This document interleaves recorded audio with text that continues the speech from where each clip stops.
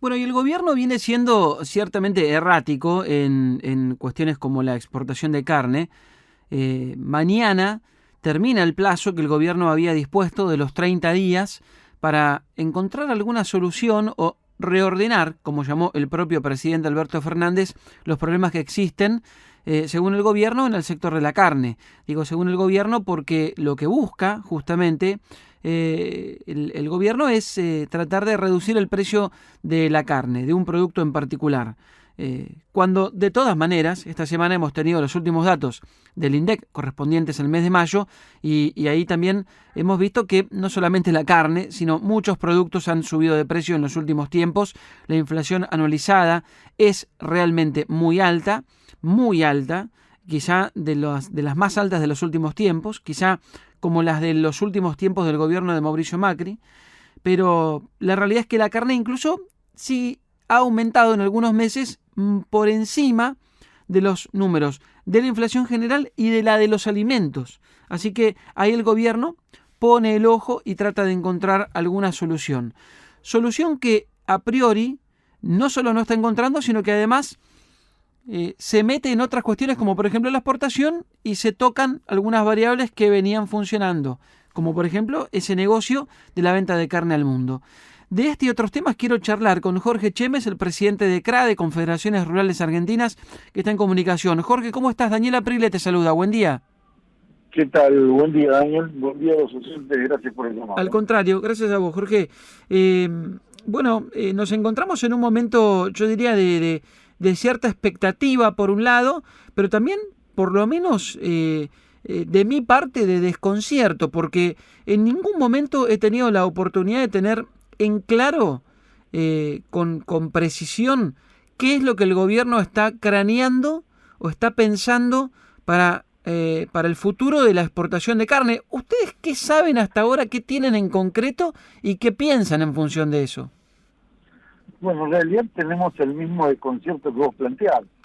Nosotros no hemos sido consultados, me refiero a las 4 entidades de la mesa de enlace que representamos al campo, a los productores, no hemos sido consultados en ningún momento antes de tomar esta medida de cierre de exportaciones.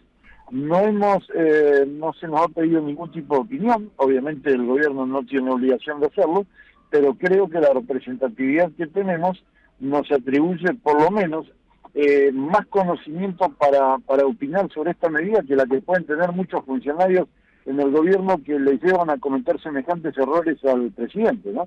Ujú. Por eso digo que daría la impresión de que si nos hubieran consultado a nosotros, creo que de alguna manera veníamos teniendo una respuesta mucho más eficiente en los resultados. No obstante eso, nos encontramos con un panorama de incertidumbre, con la misma incertidumbre que vos estás planteando, porque al no tener ningún tipo de información, al no ser convocados, sabemos que hay reuniones y se está tratando de negociar a través de la industria, que otra vez equivocadamente el gobierno no entiende que tiene que hablar con los dueños de la materia prima, no puede hablar con la industria, mejor dicho, puede hablar con la industria, pero creo que tendría que hablar con todos, y justamente a los dueños de la materia prima, que somos el comienzo de esta cadena, que creo que es un eslabón muy importante tener la materia prima, no nos llama.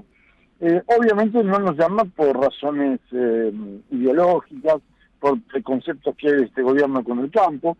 Bueno, y llegamos a esta situación, una situación donde no sabemos dónde estamos parados, qué medidas se van a tomar,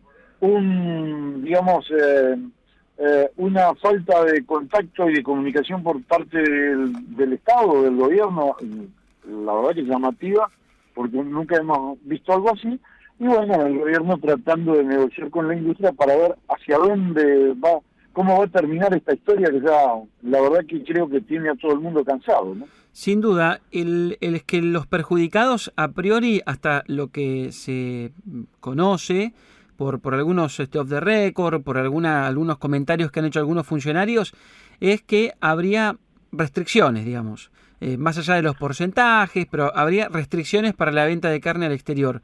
¿Eso ustedes cómo lo interpretan? Justamente como un error brutal, y lo digo con mucho énfasis. Si realmente lo que se consume en el mercado interno no es lo que se exporta, ¿cuál es el sentido de cerrar la exportación? En todo caso, que se fije el gobierno que el aumento de la carne en forma interna hay que atribuírselo a la inflación galopante que tenemos y a la carga impositiva que tiene hoy la carne en el mostrador, que no baja de un 37 o un 40%. Entonces, miremos qué es lo que pasa en la cadena antes de tomar una determinación como la que se ha hecho. Claro. Y sobre todo, sabiendo y siendo conscientes de que el mayor perjuicio se le produce al productor, porque los otros eslabones de arriba para abajo, si tienen que hacer un acuerdo donde ajustan precios para abajo, obviamente ese ajuste va a seguir a los otros eslabones y le va a llegar al productor donde no tiene a quien transferirlo y lo va a terminar pagando el productor de su bolsillo. Así que otra vez castigamos al productor, que es el que menos participa en la cadena, que es el que lamentablemente siempre está al pie del cañón y que de alguna manera históricamente le han hecho pagar los errores políticos de los sucesivos gobiernos, porque no me refiero solamente a este. Todos los gobiernos que han cometido errores por falta de políticas o por decisiones de políticas cerradas, siempre lo ha terminado de pagar el productor. Entonces, cometemos el mismo error, no miramos la historia porque en el 2006 se hizo esto y perdimos 12 millones de cabezas, mercados internacionales y desaparecieron más de 10.000 productores. Entonces, la realidad es que yo después de contarte esto, digo, no entiendo, esto parecería ser decisiones esquizofrénicas, ¿no? Porque vamos exactamente en contra de donde tenemos que ir. Yo tengo, Jorge, dos preguntas. Una es muy coyuntural y la otra es un poco más de revisionismo. La primera, la de la coyuntura, a ver, indica este razonamiento. Porque cuando uno habla de lo que está pasando hoy con el precio de la carne, yo hablo con mucha gente por mi trabajo, bueno, y aparte, bueno, tengo mi experiencia también, ¿no? Soy consumidor, voy a la carnicería y me doy cuenta que la carne tiene un precio que ha crecido fuerte en los últimos tiempos. De hecho, lo ha hecho, para tener los números concretos, por encima de la inflación en el último año. Ahora, también, y ahí cuando uno dice, bueno, ¿cómo resolvemos esto? Piensa, bueno, hagamos algo en el tema de la carne, que supongo que es lo que debe estar pensando el gobierno. Ahora, cuando uno se pone a analizar un poquito más en detalle qué pasa con el resto de los alimentos, se da cuenta de que muchos otros también han aumentado y que cuando el poder adquisitivo nuestro rendía más el salario, cuando era mejor el poder adquisitivo, cuando no estaba tan erosionado, no existieron estos problemas concretos con algunos alimentos, porque cuando hay plata, pasa nuestra economía hogareña, no nos fijamos en el detalle, directamente la cosa fluye porque evidentemente quiere decir que los mecanismos también fluyen, entonces no tenemos necesidad de tocarlos, y ahora evidentemente surge la necesidad de tocarlos. ¿Compartís esta idea, digamos, de lo que piensa el gobierno y evidentemente que tocándolos va a un mal camino? Sí, absolutamente. Mira, muy de acuerdo con el razonamiento que vos acabas de decir. A ver, si tomamos los valores históricos y si comparamos con los valores en otros lugares del mundo de la carne, no es que la carne esté cara en la Argentina. El problema es el poder adquisitivo de la gente. Es que el sueldo no alcanza. Y por supuesto, como es un alimento emblemático y mayoritario, porque es un alimento importante para los argentinos, es noticia la carne cuando sube el precio de la hacienda, pero nunca es noticia cuando baja. Entonces, siempre tomamos los momentos de aumento, pero yo no escucho que el gobierno se preocupe o salga despavorido cuando el precio de la hacienda se cae en el mercado de Liniers, y que ha ocurrido muchísimas veces en la historia de la Argentina, y el gobierno nunca salió a preocuparse porque se fundían 1.000 o 1.500 productores por mes. Entonces creo que acá hay un desequilibrio y un desajuste, pero el desajuste está en el pensamiento de los funcionarios. El desajuste está en lo que significa dentro de la cabeza de los funcionarios del campo en la Argentina. A ver si una vez por todas los funcionarios terminan de entender lo que significa el sector agropecuario, que es el 70 o el 80% de los recursos. Entonces, que no sigan tirando de la cuerda, porque el día que el campo en la Argentina no pueda producir más, no van a tener impuestos. Entonces yo quisiera ver qué es lo que hace el país en ese momento para poder salir adelante, cuando siempre en los momentos en que se prende fuego el país, el campo es el que está poniendo el hombro. Clarísimo, Jorge. La segunda pregunta es más revisionista que otra cosa.